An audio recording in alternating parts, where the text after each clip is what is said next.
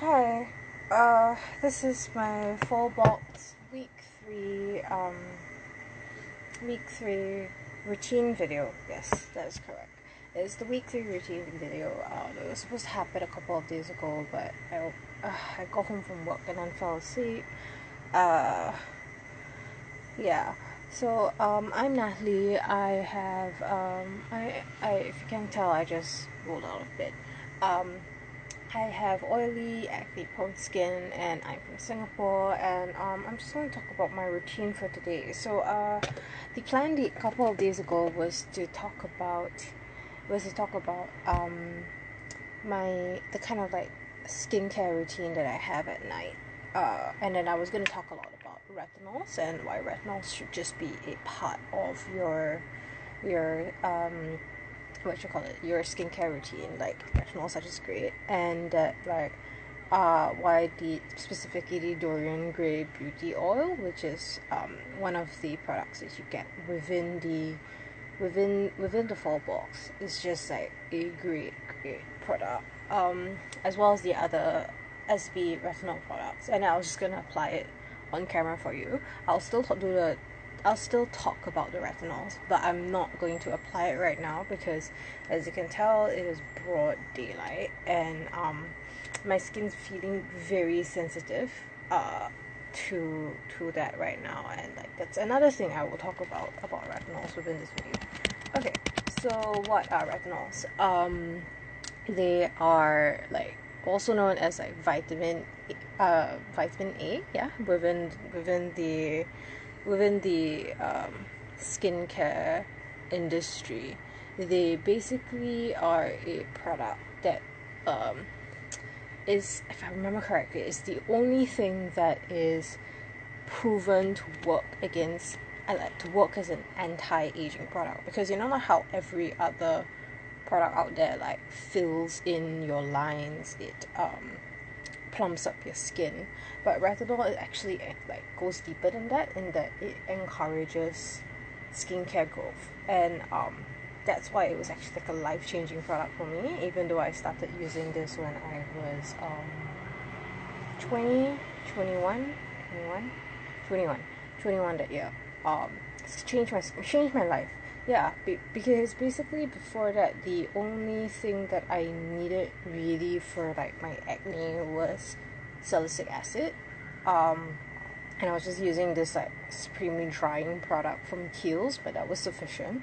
Then I think I hit 21, and then that was when my skin went crazy. I got a lot of like hormonal acne, like huge cyst bumps underneath my skin around my chin area, and for months I just like exfoliating, putting in salicylic acid. Nothing would do anything for that big bump. And when I look at all my photographs taken that period, it's just hidden under my foundation, and my skin on my entire face was just really bad. It was just worse than I ever got throughout my time in puberty, even though I was using like exactly the same products that I had been using for the last 2 years of my life. So I had no idea what was happening.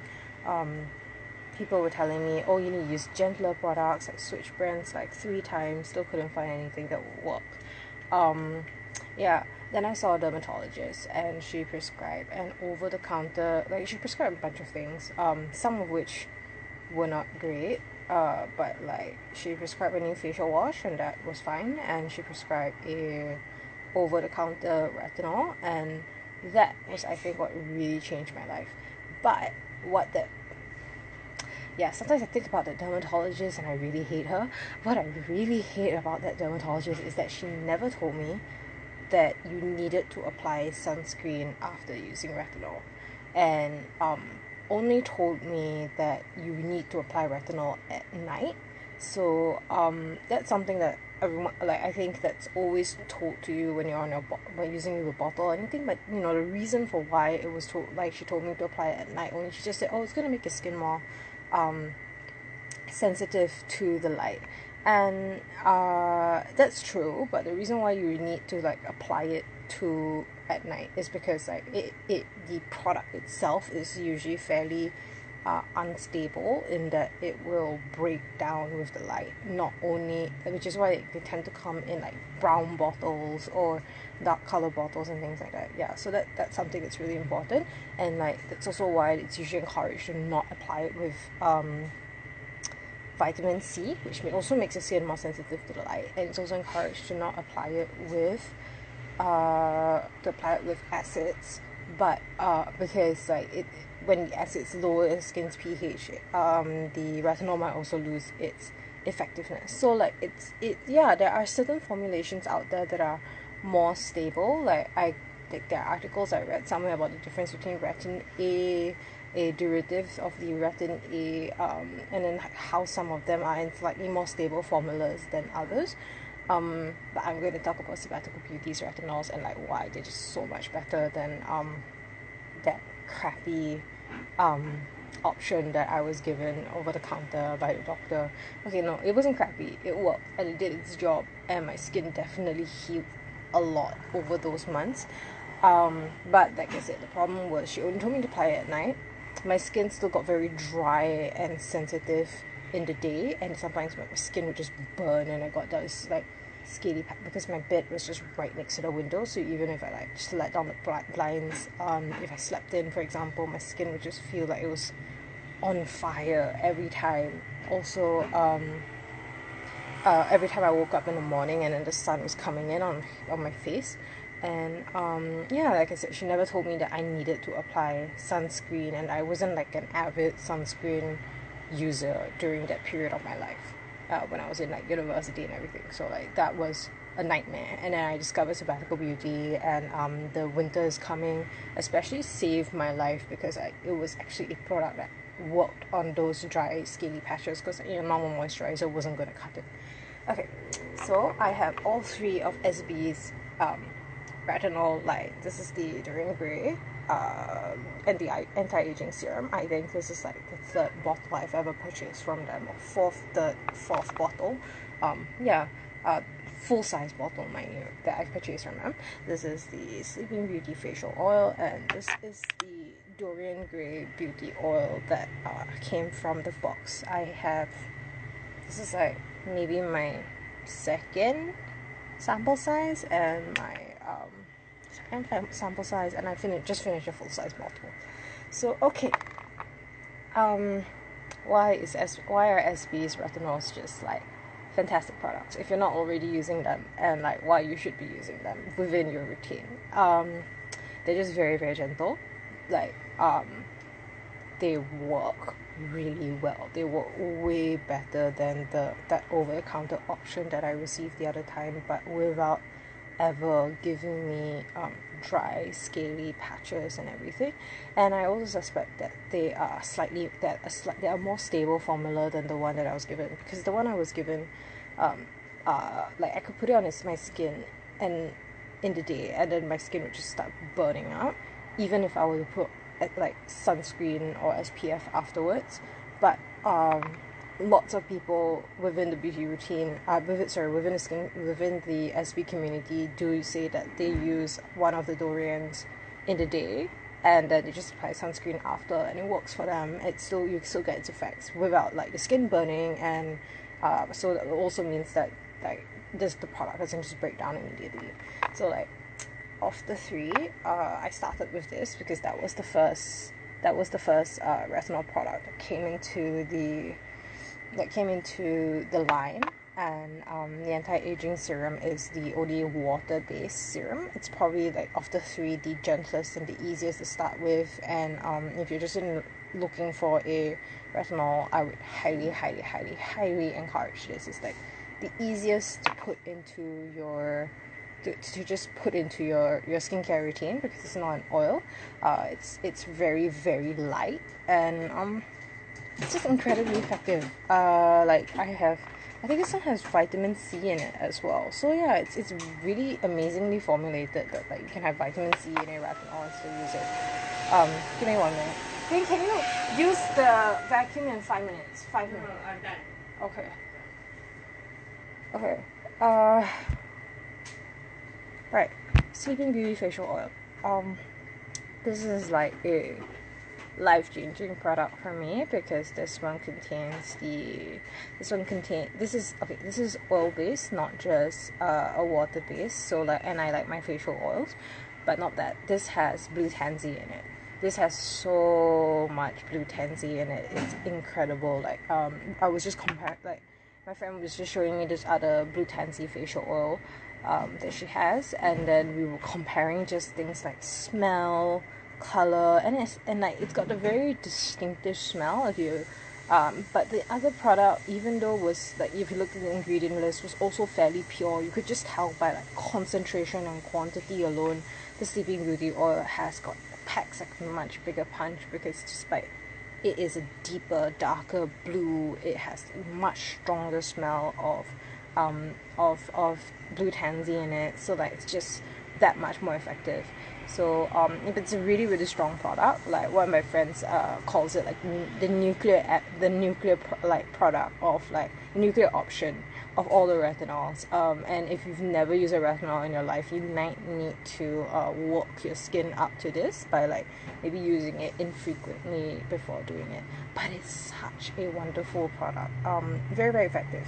But like, the thing that people are always asking is, what is the difference between the Sleeping Beauty oil and the Dorian Gray Beauty Oil? Like, because both are oil-based retinols, and which should you choose? And obviously, because this is a 4-box video, I'm going to talk more about this one in particular. Like, I won a full-size bottle of this last year, and to be like, honestly, I felt that it was a weaker product than this one, the serum. It is definitely a gentler product as compared to the Sleeping Beauty oil. So Dorian Gray Beauty Oil, this is what I use when I need more moisture, because obviously it's oil based, but it's definitely a lot more moisturizing oil as compared to the Sleeping Beauty oil, which I find actually can be a bit drying. So like, after I use Sleeping Beauty, I might follow it up afterwards with the anti-aging eye gel oil. Or there was one period of time where I was just mixing both Sleeping Beauty oil and the Dorian Gray Beauty oil together on my skin, and then I'll just apply it. Not encouraged for something you use every single day, because it's both a very rich formula, as well as it's very effective, but I feel like it could make your skin overly sensitive if you kept using that for a extended period of time. But specifically, this product smells of roses. Like I said, the 4-box was the most scent rich product at one point in time. It just smells so good. This is another one, like apple cider, pumpkin spice latte, they all smell like their own names. This has a very expensive rose scent that like, and it, like, the first time I smelled it, I was just like stunned, because I don't usually like rose perfume. Lots of people say this, they don't usually like any rose product, anything, but this smells so good, as all SB scented products do, honestly. Yeah, it is definitely a much richer oil as compared to Camellia and Blush, which are, I think, drier oils, which make them fantastic for the day.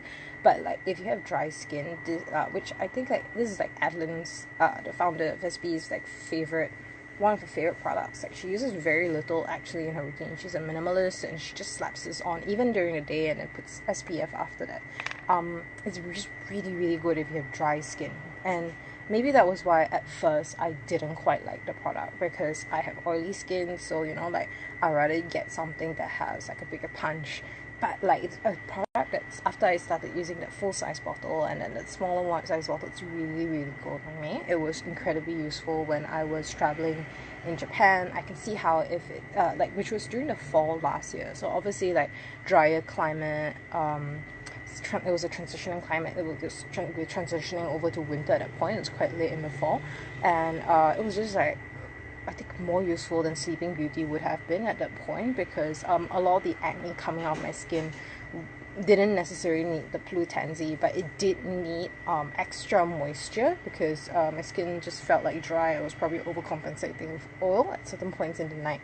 So yeah, and it's just a wonderful product, like in terms of like it's very hard to go wrong with it. Like I used it with acid. I using it with bat and apple cider serum for the last 3 weeks, and that's such a great combination. As I said during my apple cider serum video, that like I can use this with an acid, like a gentle acid like apple cider serum. I think both products still work very well, and I think when used together specifically, it works super well together. Like my skin just like glows after using it. So yeah, I think this is a great addition to to the whole box specifically, because it just moisturizes your skin super well, and it's really really good for almost any kind of skincare problem that you can think of. Like this is retinols. I mean I can only speak from my own skin type,